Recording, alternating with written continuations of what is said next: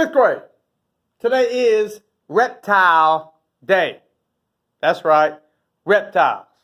We have talked about vertebrates and invertebrates. Vertebrates are animals with a backbone. Invertebrates are animals without a backbone. There are 5 groups of vertebrates. We talked about mammals. We talked about birds. Here is the 3rd group, reptiles.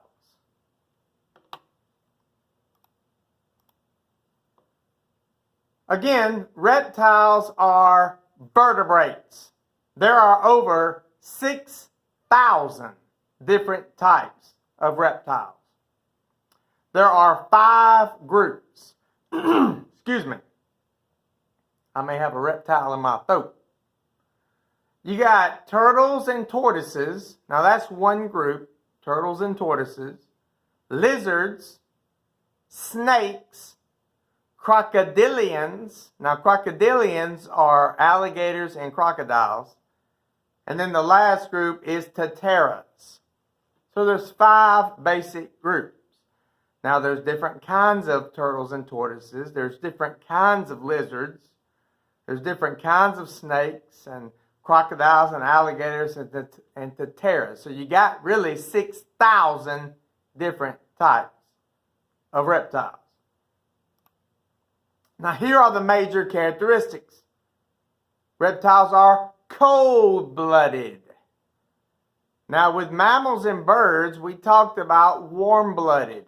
Warm-blooded is when the body temperature stays the same and you have to keep that body temperature the same by cooling off or warming up. Now cold-blooded, the body temperature is the same as the environment's temperature.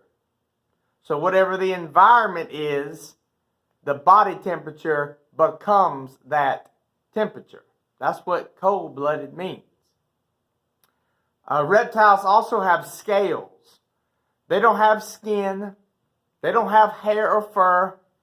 They have an outside body covering called scales. And reptiles lay eggs.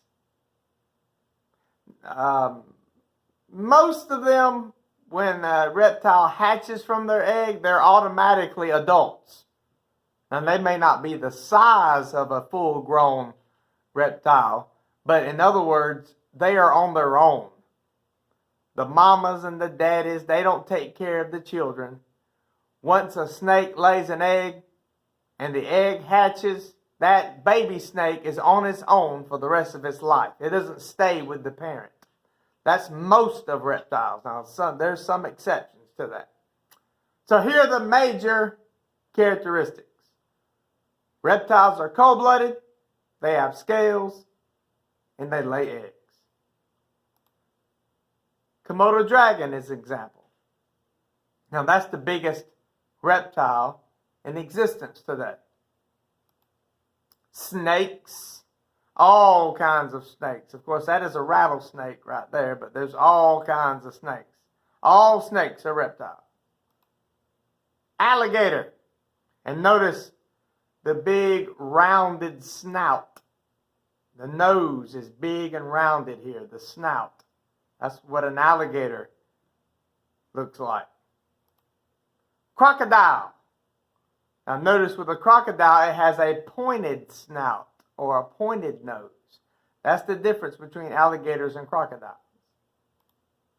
Turtles are reptiles. Tortoise is a reptile. Now let me back up, if I can. Well, they won't let me. I guess I don't know how. A turtle lives near the water. A tortoise lives on land. Okay? Let me back it up here. There we go. So you can see, boys and girls. You see the turtle? You'll find turtles near water. Now, tortoises are a lot bigger, and you'll find them on land. But they're both reptiles. And then you have a Tetera. Now, you'll only find those in New Zealand. Lizards. Lizards are everywhere, and they're all reptiles. There's different kinds. Chameleon. That's actually a type of lizard. Iguana. That's a really big lizard. And last but not least,